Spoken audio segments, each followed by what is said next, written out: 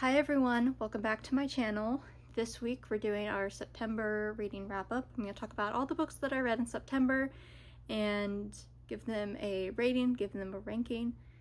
And then I'm going to talk about what I'm planning to read in October and November. Just want to apologize real quick if I sound super gross right now. I'm sick, I have a cold. I've taken enough Tylenol to curse several generations of my heritage to having a little bit of the tism, to knowing the entire transit maps of New York City by memory. My voice is a little off, that's why, and if I seem spacier than usual, or if I look worse than usual, that's why. Thank you for your patience this episode. Happy October. Without any further ado, let's just get into it. So I read 5 books this month. Most of them were nonfiction, oddly enough. I'm gonna give 4 of them rankings. The one that isn't gonna get a ranking is this one. I read this for my own personal research, and it was good, but I don't feel like recommending it to people. Like, I think if you're gonna read it, you either already know about it, or you don't need a review to just go and pick it up. So what I'll say about it, it's really good historical context, framing romantic female writers in that time period. So very useful for me, but I'm not going to include it in the ranking list because I just don't feel like it's applicable to anyone besides, to anyone who would be watching this channel, honestly. Getting started with our list. The first book on our list in 4th place is, I feel bad about it as I'm saying it, Thorn by Intisar Khanani. This is a retelling of the Grimm's fairy tale The Goose Girl. It is a YA book. I'm just gonna say right now, The Goose Girl is pretty much my favorite fairy tale. I love it so much. I wish more people knew about it. I can vividly remember the first time I read it, and so because of that, I'm going to be very harsh about this book. It is also, I've said on this channel before, I'm not the biggest fan of YA. I still keep reading it because, every now and then a YA book surprises me. It feels like such a restrictive genre. Every time I read it, it's just the same story a little bit to the right, it's the same characters, same main character especially, a little bit to the right, and I'm just at a point in my life where I don't want to be reading that anymore. The main premise of this book and The Goose Girl is there's this princess, she's married off to a prince in another land.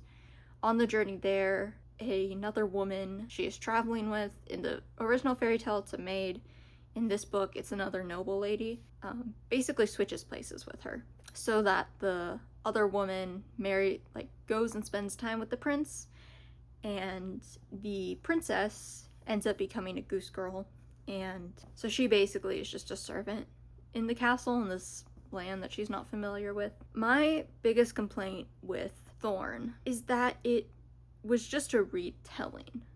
It basically, I think you will enjoy it if you haven't read The Goose Girl, because otherwise it's just taking all the elements from that story and putting them into more of a long-form narrative. There were a lot of things in it that didn't make any sense because she was just kind of not copy pasting them, but she was taking all these elements from it and putting it back in. There's a talking horse, and there's so much she has to do to make the talking horse make sense, and it kind of doesn't at the end. The talking horse is a whole plot point in the fairy tale, and he doesn't do what he's supposed to do in the novel, if that makes sense. So it was just kind of I wish there had been more adapting. It hadn't been such a strict, these are the plot points of The Goose Girl happening, because I feel like at that point I would have just preferred to go back and read the original fairy tale. I think I gave it 3 stars. It was if you like YA, it's pretty good. If you haven't read The Goose Girl, it's pretty good, but it's such a good story, and I know you can do so many things with it, that I was just really disappointed by it. It has pretty good ratings on Goodreads, so I know there are people who like it, and I get why. Okay, so number 3 on the list is Feminism by Mikki Kendall. It's nonfiction, and it's basically a lot of issues that women of color are really focused on right now that white feminism has traditionally ignored. So it goes into mistrust of law enforcement, about hunger, about poverty, about basically how you can't focus on breaking the glass ceiling if you can't afford to feed your kids. Talked about food deserts, talked about gang violence. So it was very good. My only complaint with this book, which I think if someone wants to argue with me, that's completely fair. I was expecting from this book to be more of a, here are the problems, here are people on the ground doing the work, and more like actionable, not just these are things we need to talk about as feminists, but these are things we need to talk about, and here's how we can on the ground help make these issues less of issues, essentially. That's what I was expecting from the book, and there wasn't a whole lot of that. It was mostly white feminists don't pay attention to these issues and they need to pay attention.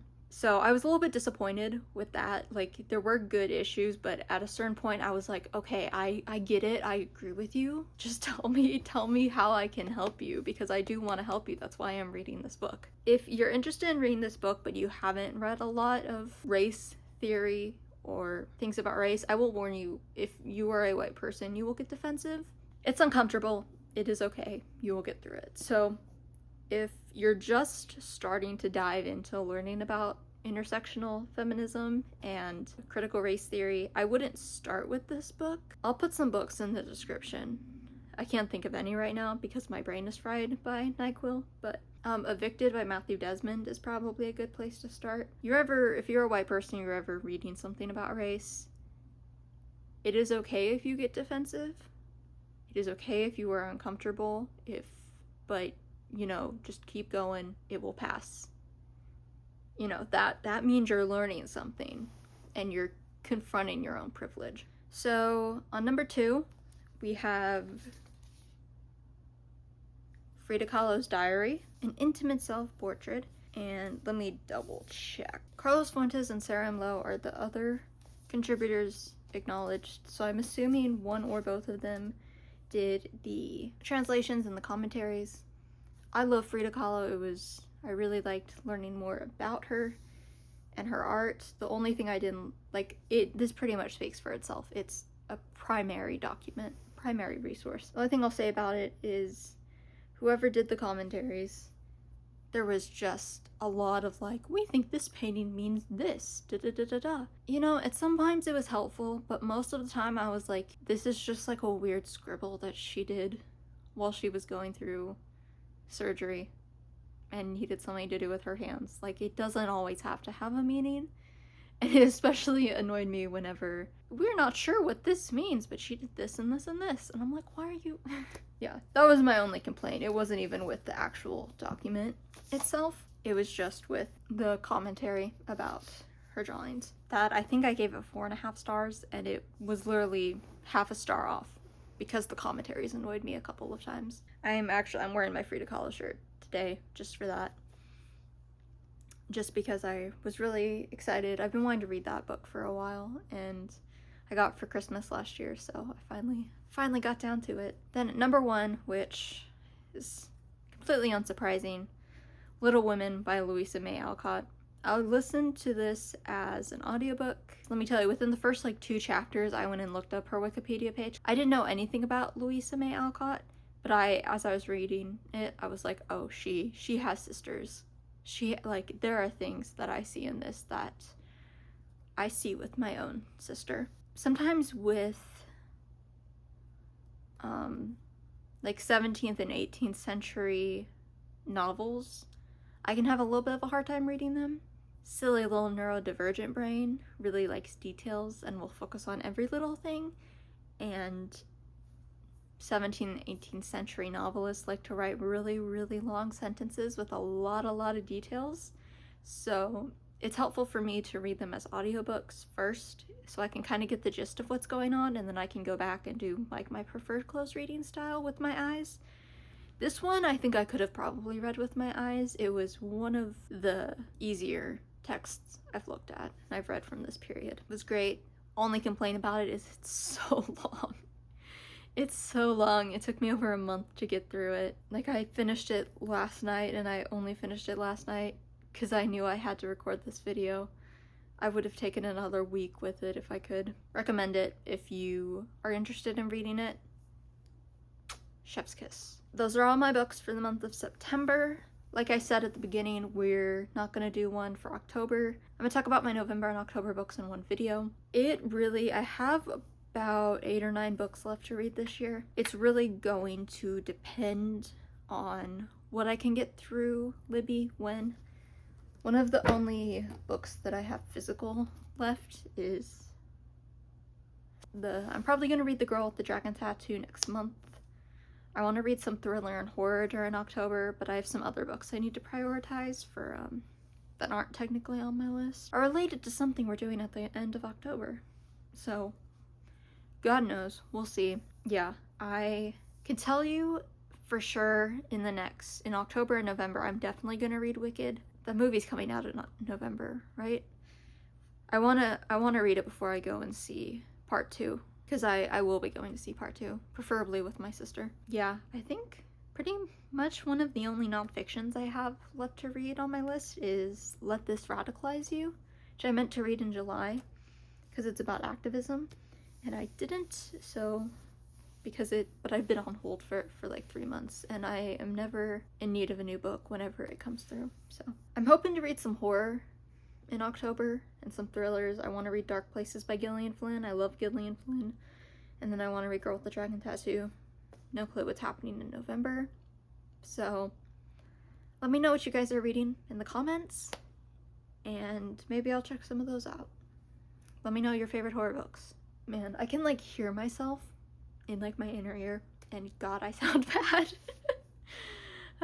If you've made it this far, I'm so sorry. Thank you for sticking through. Also, if you made it through this far, I'll let you know there's going to be a post. By the time this goes up, the post will already be up. I think I have it scheduled. But October is all about Halloween content. The schedule will be posted, and there's going to be a surprise bonus video at the end of the month. So look forward to that. We're going to have some fun. Let me know what you guys are excited for, and there will be hints to that final video in each October video. So if you watch all of them, maybe you'll guess it before we get there. Happy October. I'm ready to celebrate with you all. And that's all I have for you. Hopefully by the time next week that I have to record again, I feel better. Dear Lord, these are not ideal conditions. Hope you all stay safe out there. Wash your hands. Take medication when you need it. Make sure you're getting enough sleep, especially. But yeah, thank you so much for watching. Please like this video, leave a comment, let me know what you're reading. Subscribe, come hang out with us.